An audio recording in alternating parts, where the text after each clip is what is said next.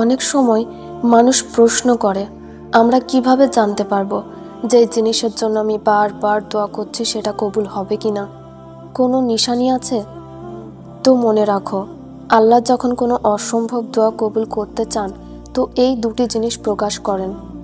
শোনো, তোমার দোয়া কবুলিয়তের দরজায় পৌঁছে গেলে আল্লাহর পক্ষ থেকে সাহায্যের খাস দুটি ইঙ্গিত প্রকাশ পায়।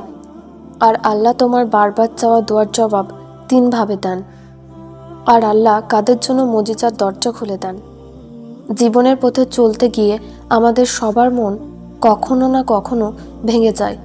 স্বপ্নভঙ্গ, কষ্ট, ব্যর্থতা কিংবা প্রিয়জনের দূরত্ব, এই সব কিছুই হৃদয়ের গভীর ক্ষত সৃষ্টি করে। তবুও সেই ভাঙা মন যেন কোনো মুজিজার অপেক্ষায় থাকে, কারণ আল্লাহ কখনো তার বান্দাকে নিরাশ করেন না।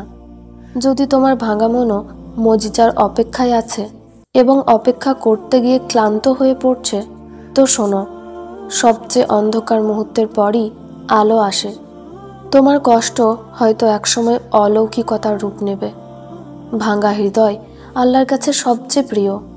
তিনি ভাঙা মনকেই পূর্ণ করে দেন তার রহমত দিয়ে। একটা হাদিসে এসেছে, সহিহ মুসলিমের হাদিস, বান্দার দোয়া সেই সময় পর্যন্ত কবুল হয় যতক্ষণ সে তাড়াহুড়া না করে। জিজ্ঞেস করা হলো, হে আল্লাহ রাসূল সাল্লাল্লাহু আলাইহি ওয়াসাল্লাম, তাড়াহুড়োর অর্থ কী? তিনি বললেন, সে বলতে শুরু করে, আমি অনেক দোয়া করেছি কিন্তু আল্লাহ আমার দোয়া কবুল করেন না।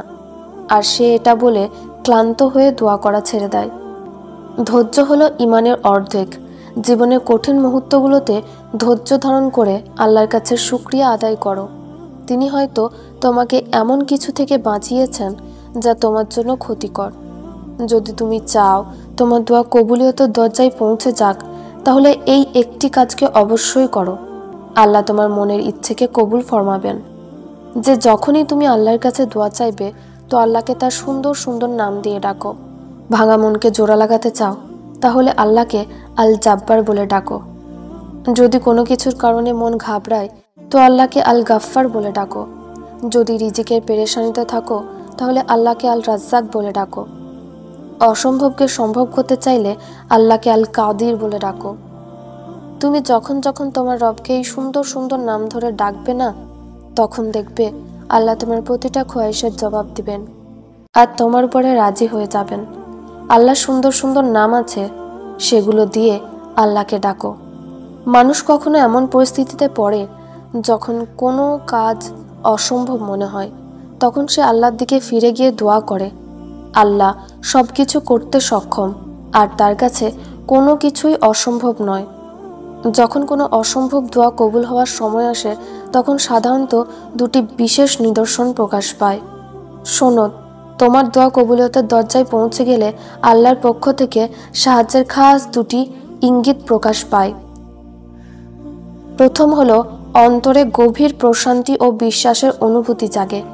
যখন আল্লাহ তোমার দোয়া কবুল করতে ইচ্ছুক হন, তখন তোমার অন্তরে এক ধরনের অদ্ভুত প্রশান্তি ও সান্ত্বনা আসতে শুরু করে।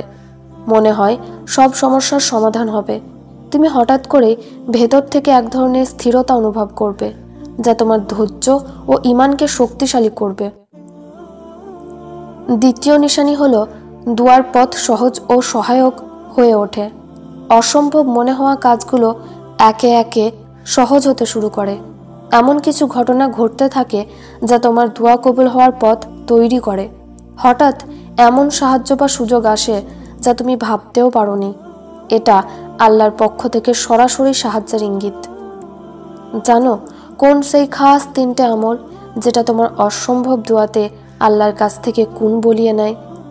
তো শোনো, যখন তুমি নিজে কষ্টে আছো তবুও অন্যের সুখের জন্য দোয়া করো, তো আল্লাহর ফেরেশতা আল্লাহর কাছে তোমার সুখের জন্য দোয়া করে।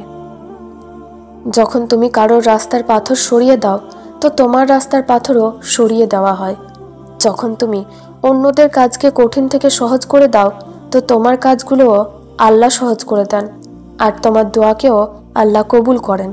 ধৈর্য ধরে আল্লাহর উপর তাওয়াক্কুল করো, তওবা করো এবং বেশি করে ইস্তেগফার পাঠ করো। হৃদয়ের প্রশান্তি ও জীবনের মোড় পরিবর্তনের অন্যতম মাধ্যম হলো তওবা। আল্লাহর কাছে ক্ষমা চেয়ে তার কাছে নিজের মন খুলে বলো, 5 ওয়াক্ত নামাজ পড়ো এবং ইস্তেগফার করো। বেশি করে দরুদ শরীফ পড়ো, কারণ এটি দোয়া কবুলের প্রধান মাধ্যম। আল্লাহর গুণবাচক নাম ধরে ডেকে কৃতজ্ঞতা প্রকাশ করো। দেখবে তোমার ভাঙা মন একদিন মজিজার সাক্ষী হবে। সেই দিন তুমি বুঝতে পারবে আল্লাহ কখনোই তোমাকে ভুলে যাননি।